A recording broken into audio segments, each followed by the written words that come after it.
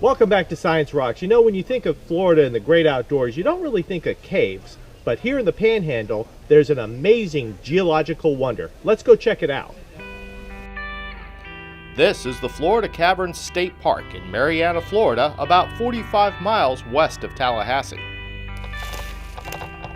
This area has a remarkable history, dating back to more than 1,000 years ago, with ancient Indian hunters residing in these woods. So what is this out through here now? Now this right here, a lot of these you'll see a lot of hardwood. Right here we have a south magnolia, a southern magnolia tree, and then over here we got some needle palms, and the needles are in the bottom of the of those needle palms there. And they're very, very sharp. And the Indians used to use those for the to do their hair with for hairpins and things like that, and also the soap. The cave entrance was actually discovered by accident in 1937 when a government surveyor found an uprooted tree that left a hole in the ground, uncovering a way into this amazing underground world. Make sure while you're using that, don't touch it. Knock any of the stalactites. This rock right here is limestone rock. Water is the main architect for this cave.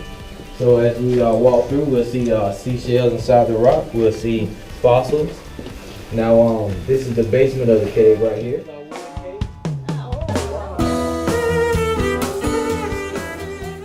The cave features more than 2 acres of winding passages that have some incredible geological wonders and some interesting nicknames. You'll see we have some soda straws. Now, now the reason why we call these soda straws is because they are hollow in the middle, and once they cap off and get bigger, that's when they turn into stalactites. Now, how you remember stalactites? They hang tight to the ceiling. So y'all can remember that like that. So now, as they drip down, and these grow up, and these called stalagmites. Now, I remember stalagmites, you might trip over. Now, how this is formed? Water saturated with minerals runs down side of the cave wall, does that for a very, very long time. And then that's how you get this cave curtain, cave drapery, ribbon, or bacon, whatever you want to call it. We can touch this rock, but none of the others. Here is called the waterfall room. You see that we have some ice-like waterfalls here, some more calcite, some more iron. The park sits atop what is known as the Ocala Limestone system, which stretches from North Florida and into Alabama and Georgia. Wow, this is really beautiful. The limestone is composed of fossilized seashells and marine life that accumulated on the seafloor during the time that Florida was covered by a shallow sea. And even today in the caves you can see some shark's teeth embedded in the cave walls. So what's a shark's tooth doing up in a rock? I wonder what's above it.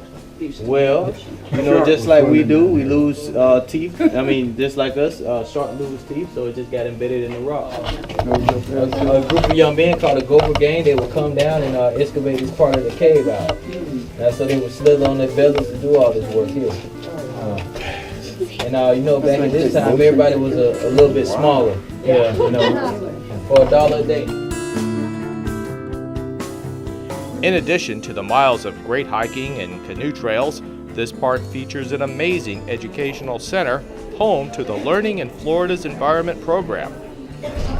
Young visitors can enjoy hands-on activities sponsored by the Florida Public Archaeology Network from the University of West Florida. We are reaching out to the public and telling you about archaeology and how that deals with the caves and...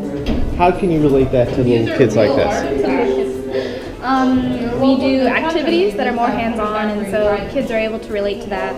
Okay. And especially with our educational type collection that we bring, they're able to hold something more solid, and they're able to relate to it more. Okay. And be like, oh, this was actually a thing, and so they're able to relate. Like putting together a puzzle. Exactly. So another great Florida adventure on Science Rocks. Stay tuned for more after the break.